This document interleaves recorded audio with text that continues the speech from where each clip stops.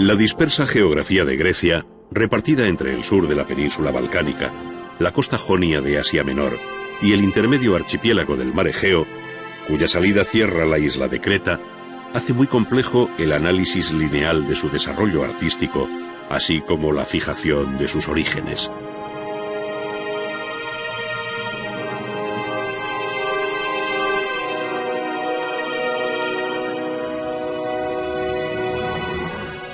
Sin embargo, desde que el arqueólogo alemán Heinrich Schliemann, buscando la tumba de Agamenón, descubrió en 1876 la necrópolis real de Micenas, y más tarde el inglés Arthur Evans excavó en 1900 el palacio de Knossos, en Creta, se viene aceptando que la civilización llamada cretomicénica fue la primera etapa de la historia de la cultura helénica.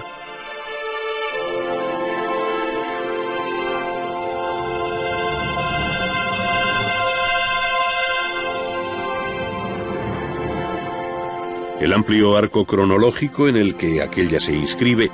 iría desde finales del tercer milenio hasta el siglo XII a.C.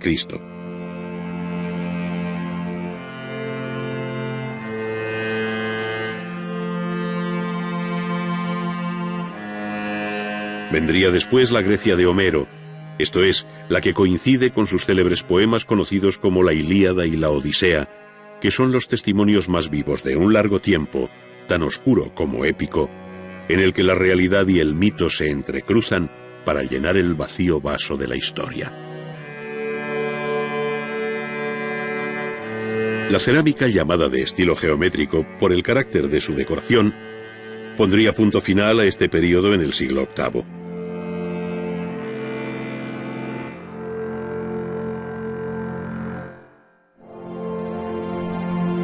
Siglo, por otra parte, que conoce la expansión del pueblo griego por el Mediterráneo occidental, fundando importantes colonias como las de Sicilia y el sur de Italia, conocida como la Magna Grecia.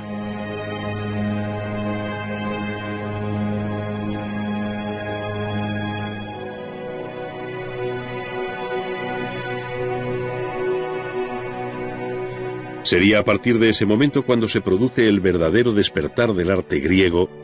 haciendo evolucionar no solo sus formas cerámicas y decorativas, sino dando entrada a la escultura monumental en piedra con la gran familia de los Kuroi y Corés que datan de los siglos VII y VI. Fue también entonces cuando se define la polis como organización política y urbana y el templo como realidad en la que se resume la esencia de la arquitectura griega, conociendo luego una paulatina depuración formal y estilística bajo el período clásico. La fragmentación interna del imperio helenístico en varias monarquías tras la muerte de Alejandro en el año 323 reforzó el protagonismo de ciudades como Alejandría, Pérgamo o Rodas, que con sus talleres de escultura o nuevas realizaciones monumentales compitieron con la pujanza de Atenas, eclipsando su hegemonía en el campo de las artes, sin olvidar lo que en el mundo de las ciencias representaron nombres como los de Euclides en Alejandría o Arquímedes de Siracusa.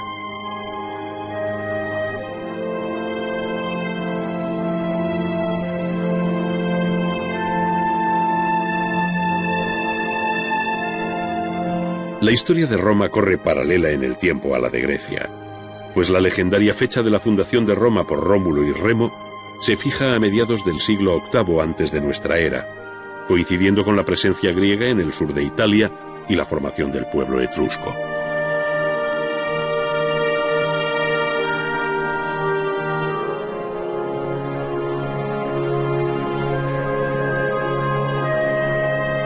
Este, entre los siglos VII y VI, alcanzó su máximo apogeo al ocupar las 2/3 partes de la península italiana, siendo entonces cuando Roma toma su nombre actual y llega a cuajar como ciudad. Pero en los últimos años del siglo VI, el Lacio y su capital, Roma, se rebeló y formó un estado independiente que llamó Res Publica, esto es, el nuevo régimen republicano, que puso fin al mandato de Tarquino el Soberbio como último rey de Roma.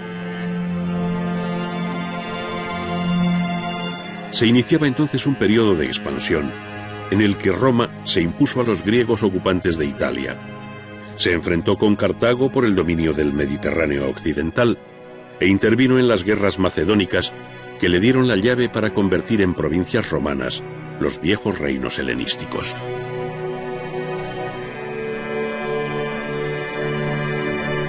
Todo esto supuso una fuerte helenización de la vida romana y muy especialmente en el terreno artístico, de tal modo que el arte romano, paradójicamente, aparece como continuador de la rica tradición griega.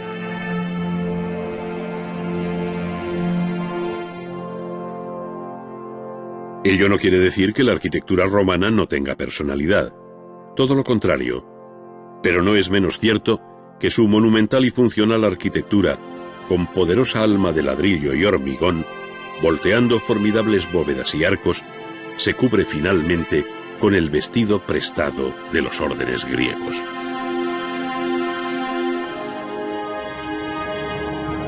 Otro tanto sucede con la escultura y pintura,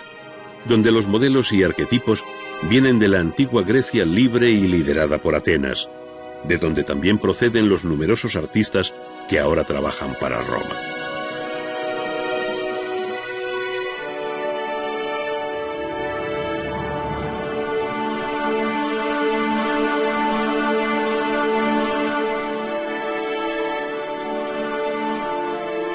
Ello no impide que algunos temas, como el retrato o el relieve narrativo, alcanzaran en Roma un particular desarrollo que no llegó a conocer Grecia. En síntesis, Grecia y Roma componen una unidad difícilmente separable en el plano artístico que se define bien bajo el común denominador del mundo clásico.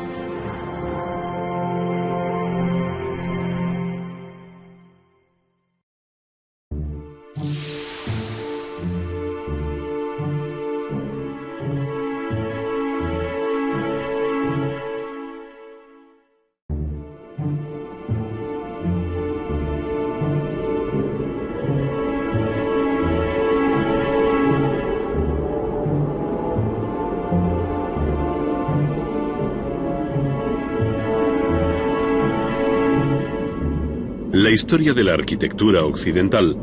salvo la que se conoce como gótica,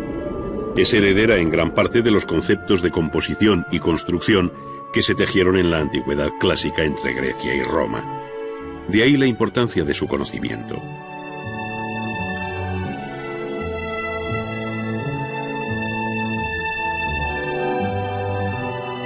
Si a Grecia se debe el rico lenguaje de los órdenes y el cuidadoso estudio de sus proporciones, que tiene en el templo su mejor expresión, Roma aportó una extraordinaria técnica constructiva basada en el uso del arco y la bóveda, al tiempo que utilizaba materiales como el ladrillo y el hormigón, cuya modesta apariencia se revestiría luego con vistosa piel de mármol.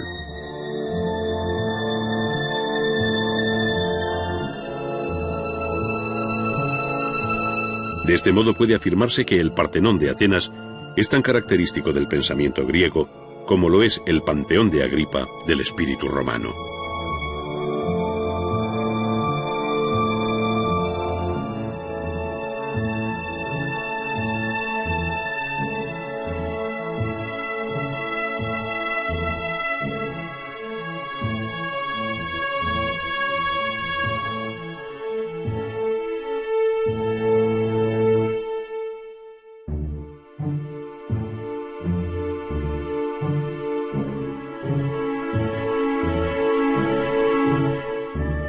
El apasionante capítulo de la arquitectura griega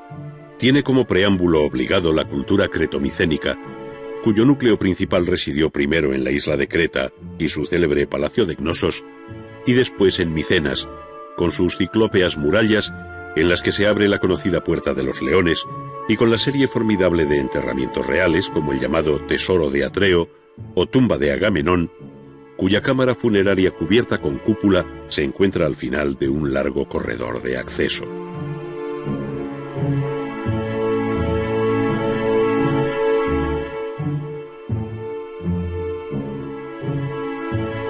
Después de aquella etapa entre homérica y heroica,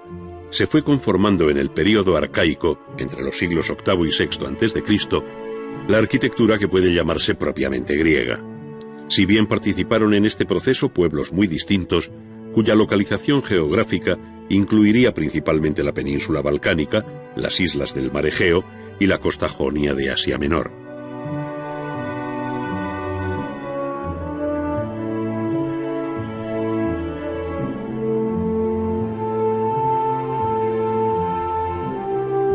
Entre los elementos que entonces fueron tomando carta de naturaleza como propios, hasta alcanzar su más equilibrada expresión en el clasicismo de los siglos V y IV, se encuentran el templo y los tres órdenes griegos por excelencia, el orden dórico, el jónico y el más joven corintio.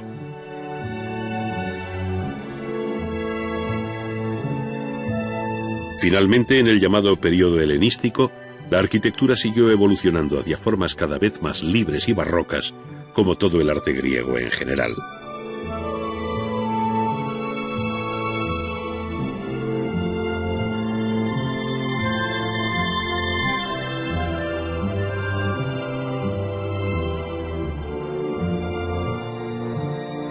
El conjunto monumental más conocido de la arquitectura griega es el de la Acrópolis de Atenas, que pese a su actual estado de ruina expoliada por una ingrata historia posterior, en la que desaparecieron gran parte de sus edificios, aún conserva el aliento que le diera Pericles cuando decidió en el año 448 reconstruir la Acrópolis que los persas habían arrasado años atrás. Fue así como surgieron los nuevos propíleos, o entrada monumental a la meseta alta de la Acrópolis, trazada por Mnesiclés y concebida con un elegante orden dórico que dejaba el intercolumnio central más amplio para el paso de la procesión de las Panateneas.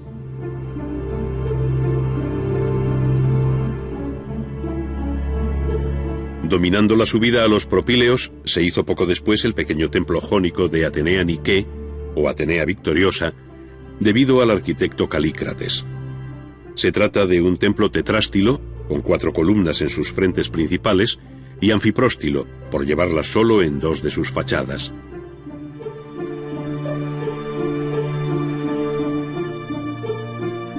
Más compleja resulta la composición del templo de Erecteo, o Erecteion, donde aparece en uno de sus costados la famosa tribuna de las cariátides, que cargan sobre su cabeza el pesado entablamento jónico sin friso, haciendo las veces de las columnas.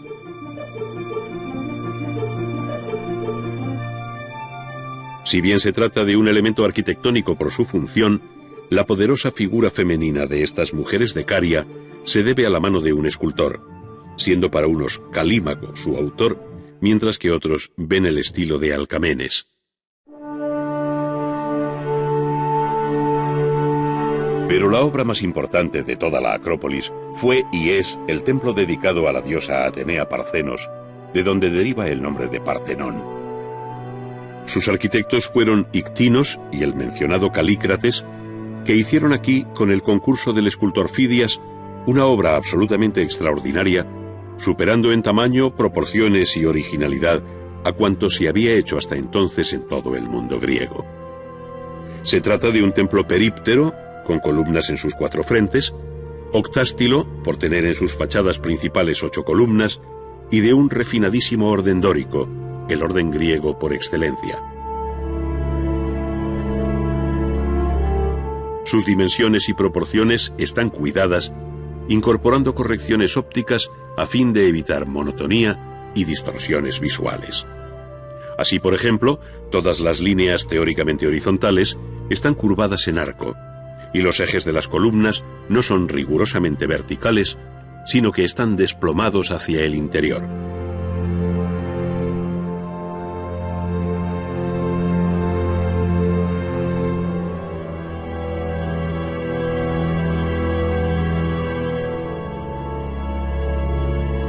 La distribución interior constaba de una pronaos, una cella o naos y el opistódomos, siendo la cella el espacio más amplio que, dividido en 3 naves, guardaba la estatua de oro y marfil de Atenea, hecha por Fidias.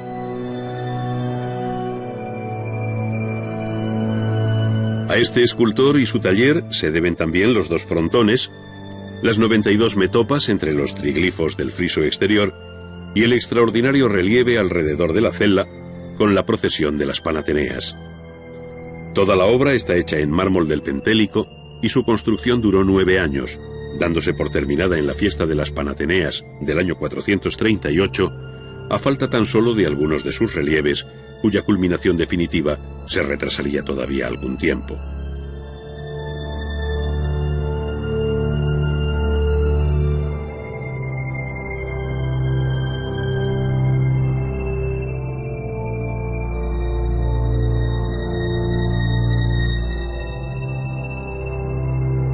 Las colonias griegas de las costas del Mediterráneo occidental contribuyeron a difundir el arte helénico, llegando hasta el Levante español, donde fundaron ciudades como Ampurias, si bien el núcleo colonial más importante se encuentra en el sur de la península italiana y Sicilia, donde se formó la poderosa y rica Magna Grecia. Los templos dóricos de Paestum, Selinunte o Agrigento, en tierras italianas, no tuvieron rival por su tamaño, ni siquiera en la propia Grecia, a excepción del Partenón.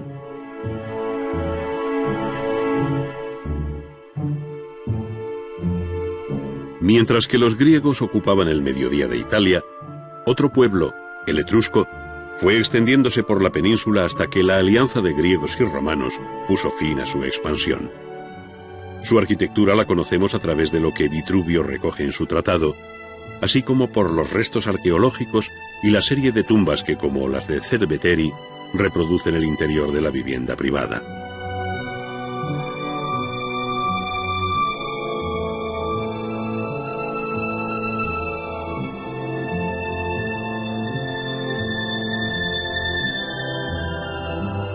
Si bien es cierto que Roma bebió en las fuentes de las arquitecturas griega y etrusca, no lo es menos que siempre mostró una fuerte originalidad,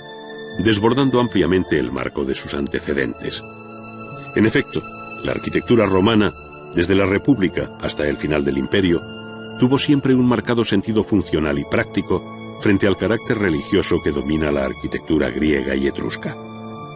Así, además del templo, donde se hace más patente su deuda respecto a los modelos griegos y etruscos, los arquitectos romanos, siguiendo la divisa recogida por Vitruvio en sus 10 libros de arquitectura, dedicados al emperador Augusto, buscaron por encima de todo la venustas, firmitas y utilitas, es decir, la belleza, la solidez y la utilidad social de sus edificios. Por eso dedicaron tanta atención a la casa, a los edificios civiles, como las basílicas, termas, teatros y anfiteatros, a las obras públicas como calzadas, puentes, pantanos y acueductos, además de una amplia arquitectura conmemorativa que tiene en los arcos de triunfo la imagen más conocida.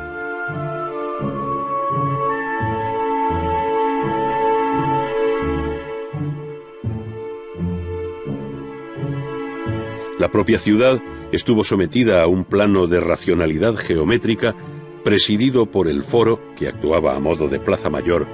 reuniendo en su entorno al templo, la basílica y el mercado, y dejando amplias y regulares manzanas para las casas que se desarrollaron en torno al atrio y un peristilo a la griega con sus jardines.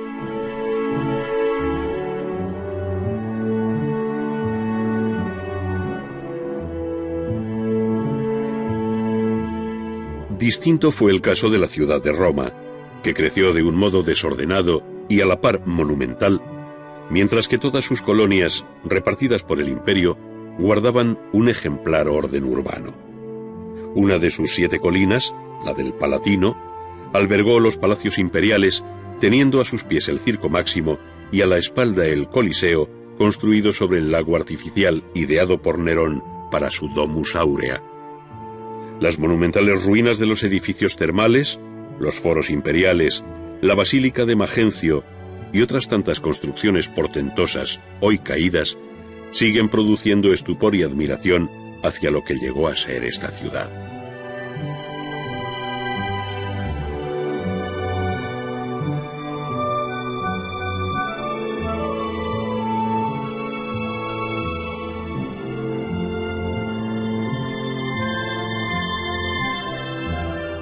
De toda la arquitectura monumental de Roma, perteneciente a la época del Imperio, solo nos ha llegado un edificio completo, a pesar de la dificultad de conocer su origen cierto y de su posterior conversión en iglesia cristiana. El Panteón. La obra fue comenzada por Agripa en el tercer año de su consulado, como dice la inscripción de su fachada, pero la obra, tal y como la conocemos hoy, especialmente el gran cuerpo cilíndrico, bajo una bóveda hemisférica, data de la época de Adriano. El emperador filósofo debió de utilizar para esta obra los servicios de su arquitecto Apolodoro de Damasco y se levantaría entre los años 115 y 127.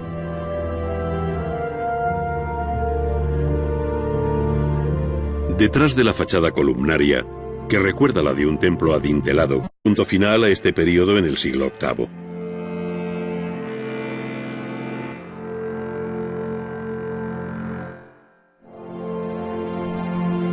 Siglo, por otra parte, que conoce la expansión del pueblo griego por el Mediterráneo occidental,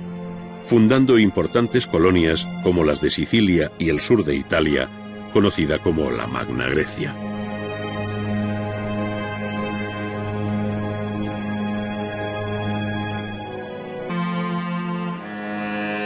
Vendría después la Grecia de Homero, esto es, la que coincide con sus célebres poemas conocidos como la Ilíada y la Odisea, que son los testimonios más vivos de un largo tiempo, tan oscuro como épico, en el que la realidad y el mito se entrecruzan para llenar el vacío vaso de la historia.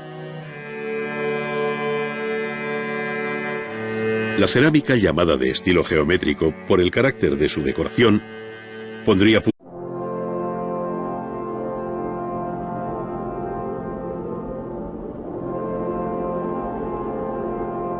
la dispersa geografía de Grecia, repartida entre el sur de la península balcánica, la costa jonia de Asia Menor y el intermedio archipiélago del mar Egeo,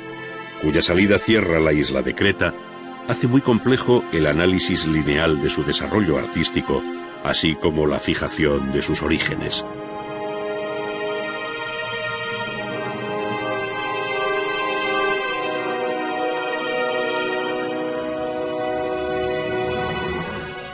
Sin embargo, desde que el arqueólogo alemán Heinrich Schliemann, buscando la tumba de Agamenón, descubrió en 1876 la necrópolis real de Micenas, y más tarde el inglés Arthur Evans excavó en 1900 el palacio de Knossos, en Creta, se viene aceptando que la civilización llamada cretomicénica fue la primera etapa de la historia de la cultura helénica.